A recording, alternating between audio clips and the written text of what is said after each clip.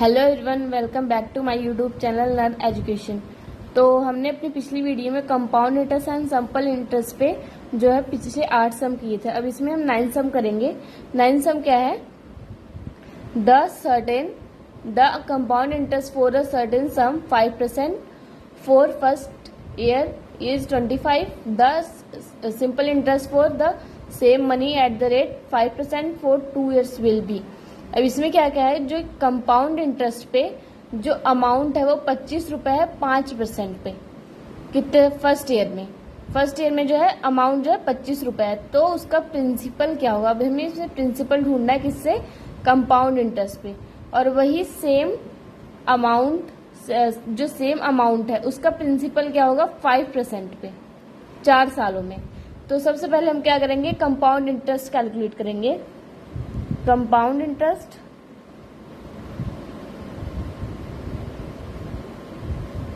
कितना है? हमें प्रिंसिपल नहीं दिया, टाइम कितना दिया है? 1 year, और रेट ऑफ इंटरेस्ट कितना दिया है? 5%। तो कंपाउंड इंटरेस्ट का फॉर्मूला क्या होगा? Amount minus principal. अब इसमें क्या होगा? अमाउंट का फॉर्मूला क्या होगा? प्रिंसिपल 1 प्लस और rate of interest divided by 10 and time क्या है? N minus P. Compound interest. अब कंपाउंड इंटरेस्ट निकालने के लिए हमारे पास क्या क्या है? अगर हमें R/10 है तो हम इसको और क्या लिख सकते हैं? इसको I हम मान लेंगे, अगर हमारे पास रेट ऑफ इंटरेस्ट दिया हो या नहीं दिया हो। तो प्रिंसिपल कितना है हमारे पास? नहीं है। 1 प्लस रेट ऑफ इंटरेस्ट कितना है? 5% अपॉन में 10 और टाइम कितना है? 1 year और माइनस 1। अब कंपाउंड इंटरेस्ट, अब इधर क्या आएगा? 1005 माइनस 1। कंपाउंड इंटरेस्ट हमारे पास कंपाउंड इंटरेस्ट कितना दिए हुए है? 25 और प्रिंसिपल नहीं दिए हुआ। और इधर क्या आएगा? 0.051 और माइनस 1। अब इधर P निकालने के लिए हम क्या करेंगे? 25 मल्टीप्लाई बाय 100, क्योंकि इधर 2 पॉइंट्स है तो इधर क्या आ जाएगा? 100 और नीचे में क्या आ जाएगा? 0.05। तो इसकी कटिंग करके क्या आएगा?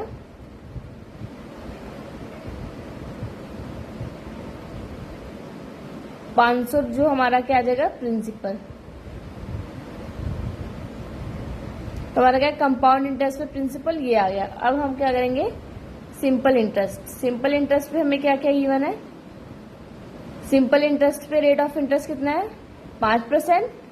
टाइम कितना है? 2 years। और हमें सिंपल इंटरेस्ट कैलकुलेट करना है। सिंपल इंटरेस्ट का फॉर्मूला क्या होता है? Principal multiply by rate and time upon में 100।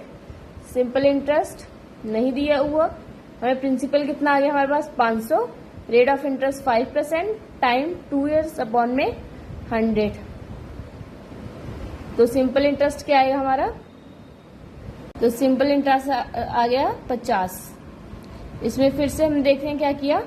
हमें कंपाउंड इंटरेस्ट पे जो है अमाउंट दिया था 25 रुपए, रेट ऑफ इंटरेस्ट 5% और टाइम दिया था 1 year। और सिंपल इंटरेस्ट पे क्या है? रेट ऑफ इंटरेस्ट 5% था, टाइम था 2 year। और उसी अमाउंट पे जो है हमें क्या निकालना था? प्रिंसिपल।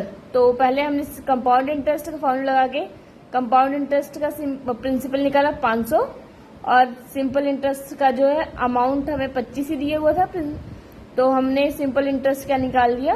50। नेक्स्ट 10 सम है।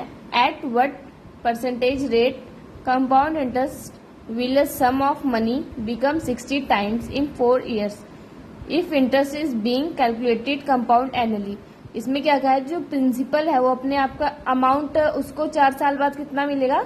उसका 16 गुना मिलेगा। 16 टाइम्स 16 गुना मिलेगा उसके प्रिंसिपल का। तो हमारा प्रिंसिपल इसमें क्या होगा? P। और अगर जो प्रिंसिपल है वो 4 साल के बाद 16 गुना मिलेगा तो प्रिंसिपल कितना हो जाएगा? 16P। और टाइम कितना हो जाएगा? 4 years। और हमें क्या फाइंड करना है? Rate of interest. Compound compound interest पे। अब कंपाउंड इंटरेस्ट अमाउंट पहले निकालेंगे। अमाउंट का फॉर्मूला क्या होता है? P1 plus R upon 100 and time. तो अमाउंट कितना हमारे पास 16P और P हमें नहीं दिया हुआ। रेट ऑफ इंटरेस्ट कितना है हमें वो भी नहीं पता, अपॉन में 100। टाइम कितना है 4 ईयर्स। अब 16P, इधर P से P कट गया, इधर क्या बचा 1 प्लस R अपॉन 10 और 4। अब अगर हम 60 का स्क्वायर करते हैं कितना आएगा 2 की पावर। अब ये 16 इधर 4 है तो इधर क्या हो जाएगा डिवाइड। इधर क्या बचेगा 1 प्लस R अपॉन 100 और इधर कट के क्या आ गया 4 और 2, इधर 2 बच गया। इधर 1 plus R upon 100, 2 is equal to 1 plus R upon 100।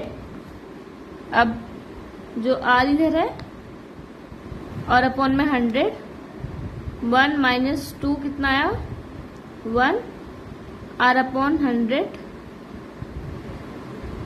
तो R उधर जाके क्या होगा डिवाइड।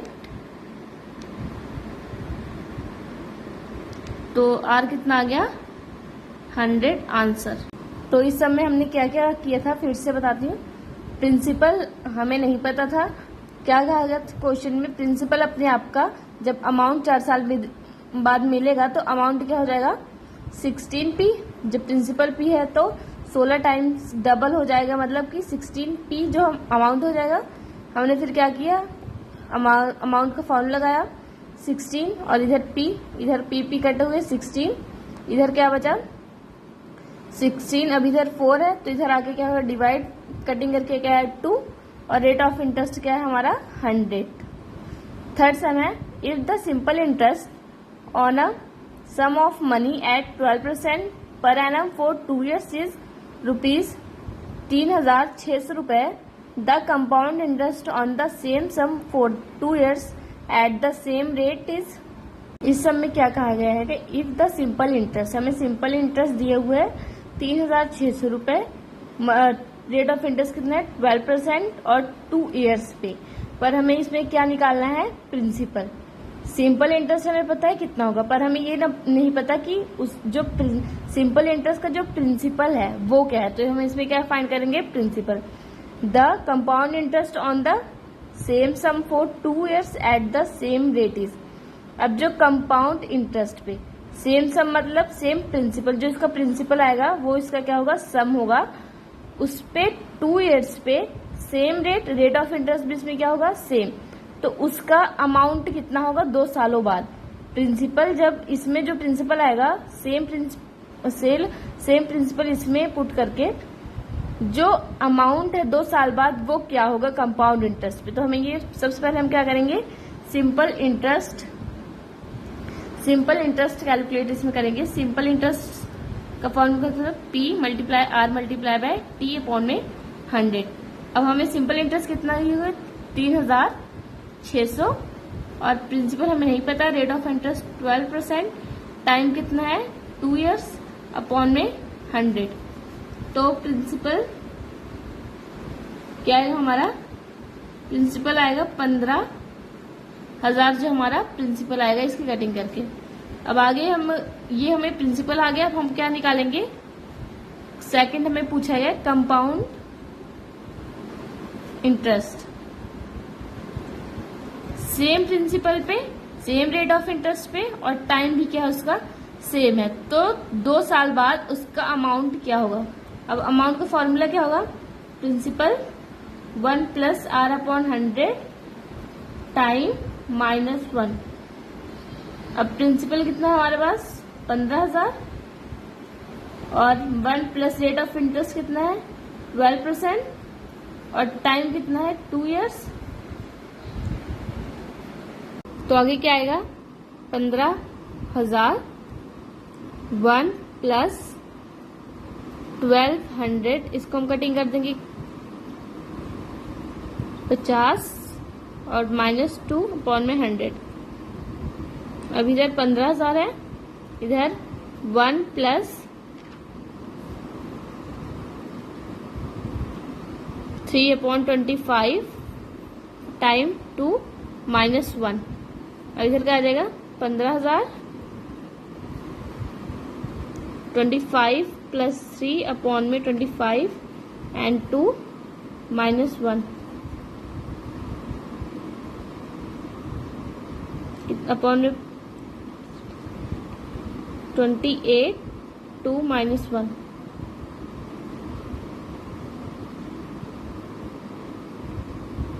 28 25 और इधर क्या है 1 है, तो इसको कैलकुलेट करके हमारा कितना आ जाएगा, कैलकुलेट करके हमारा आ जाएगा ये 18,816 रुपए। तो ये हमारा क्या आ गया इस सम का आंसर। अगर 12th सम है, the effective annual rate of interest corresponding to nominal rate 6% per annum payable half yearly is. अब इसमें क्या है, हमें 6% रेट ऑफ इंटरेस्ट दिया है। अब हमें कैलकुलेट किस पे करना है, कंपाउंड इंटरेस्ट हाफ ईयरली पे। इसमें हमें प्रिंसिपल नहीं दिया हुआ। अब इसमें क्या करेंगे, हम कंपाउंड इंटरेस्ट का अमाउंट निकालने के लिए फॉर्मूला क्या लगाएंगे। पहले तो रेट ऑफ इंटरेस्ट कितना दिया हमें 6%। अब जब रेट ऑफ इंटरेस्ट जो है 6% है, हमें किस पे कैलकुलेट करना है, हाफ ईयरली पे। तो हाफ ईयरली पर क्या होता है, जो रेट ऑफ इंटरेस्ट वो आधा हो जाता है और टाइम अपने आप का दुगना हो जाता है। तो रेट ऑफ इंटरेस्ट 6 है, 6 को 2 से डिवाइड करेंगे कितना आएगा 3%। और टाइम कितना होगा, टाइम जो है हाफ ईयरली, मतलब कि 1 साल का जो हाफ ईयरली कितना हो जाएगा 1 मल्टीप्लाई बाय 2 कितना आएगा, हाफ टाइम कितना हो जाएगा 2 हाफ। कि हमें क्या है एनुअल रेट पे दिया हुआ था, एनुअल में कितने हाफ ईयर होंगे 2, तो टाइम कितना आ जाएगा 2 half year and rate of interest कितना आएगा 3%। अब इसमें हम कंपाउंड अमाउंट निकालने का फॉर्मूला लगाएंगे, principal 1 plus R/100 and time. तो प्रिंसिपल कितना है हमारे पास नहीं दिए, तो P 1 plus 3/100 rate of interest और टाइम कितना है 2। और इधर क्या आएगा 103/100 और टाइम कितना होगा 2। 103 मल्टीप्लाई बाय 103, इसको हम खोलेंगे कितना आएगा 10609/100 आएगा 1000 और -1, क्योंकि हमें इसमें क्या है निकालना है कंपाउंड इंटरेस्ट। तो 10609 माइनस इधर 1000, इधर क्या हो जाएगा डिवाइड 1000 मल्टीप्लाई हो जाएगा, इधर नीचे भी क्या आएगा 1000। अब इधर कितना बचा 609, 1000 में से 1609 में से 1000 निकाल दी, कितना बचा 609 अपॉन में क्या बचा 1000। तो हमारा आंसर क्या है 0.609% जो है हमारा क्या आ गया रेट ऑफ इंटरेस्ट। तो समझ आया आपको, एनुअल रेट था क्या किया हमने, हाफ ईयरली भी हमें निकालना था, 1 साल का जो हमें अमाउंट देना था जिससे हमने पैसे लिए थे, हमें प्रिंसिपल नहीं पता था, हाफ ईयरली पे निकालना था। हाफ ईयरली पे क्या हो जाता है टाइम डिवाइड और टाइम मल्टीप्लाई हो जाता है, रेट ऑफ इंटरेस्ट डिवाइड हो जाता है। तो हमने अमाउंट का फॉर्मूला लगाया और फिर हमारे पास अमाउंट कितना आ गया 0.609 रुपए जो है परसेंटेज, जो हमारा क्या आ गया अमाउंट। थर्ड क्वेश्चन है, 13 क्वेश्चन है, if the simple interest on ₹1400 for 3 years is less than the simple interest on ₹1800 for the same period by 18, then the rate of interest is। अब इसमें क्या कहा गया है, सिंपल इंटरेस्ट जो है 1400 रुपए 3 सालों का है, 1400 रुपए 3 सालों का है। अगर वही सिंपल इंटरेस्ट जो अगर 18 साल का हो जाए, 18 साल का हो जाए सेम टाइम पे, 18 साल का अगर हम मान लेते हैं, तो उसमें से क्या होगा 80 रुपए अगर हम लेस कर दें पीरियड, उसमें किस में से सिंपल इंटरेस्ट में से लेस कर दे, तो उसका रेट ऑफ इंटरेस्ट कितना होगा। पहले तो 14 सालों का देखेंगे, उसके बाद कितना 1800 का देखेंगे। अब 1800 में अगर 80 रुपए जो है कम हो जाता है सिंपल इंटरेस्ट में से, उसका रेट ऑफ इंटरेस्ट कितना होगा 3 सालों बाद। तो पहले हम क्या करेंगे, हम पहले निकालेंगे प्रिंसिपल कितना है हमारे पास 1400 और रेट ऑफ इंटरेस्ट कितना था, रेट ऑफ इंटरेस्ट नहीं दिया था तो इसको हम क्या मान लेते हैं x, और टाइम कितना दिया था 3 इयर्स। सिंपल इंटरेस्ट का फॉर्मूला आएंगे सिंपल इंटरेस्ट P R और T अपॉन में 100।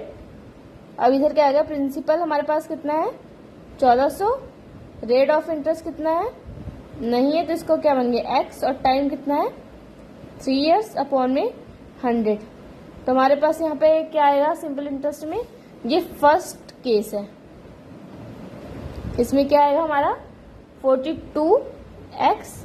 अब सेकंड केस क्या था कि अगर प्रिंसिपल जो है 1800 है सेम टाइम पे, और इसमें भी रेट ऑफ इंटरेस्ट हमें नहीं पता, इसको भी क्या मानेंगे x। और इसमें भी कौन सा फॉर्मूला लगेगा सिंपल इंटरेस्ट का, अब P कितना है 1800, टाइम कितना है 3 इयर्स, और रेट ऑफ इंटरेस्ट कितना है x, और अपॉन में 100, इधर कितना आएगा 54x। अब क्या करेंगे, गिवन इक्वेशन हमें कौन कौन सी है, first case and second case.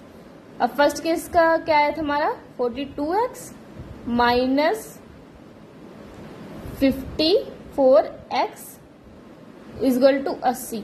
अब इसमें से क्या होगा, जो 1400 है और 1800 है उसमें से क्या है 80 अगर कम हो जाए तो हमारा रेट ऑफ इंटरेस्ट कितना होगा, इधर क्या आएगा 12x, इधर 80,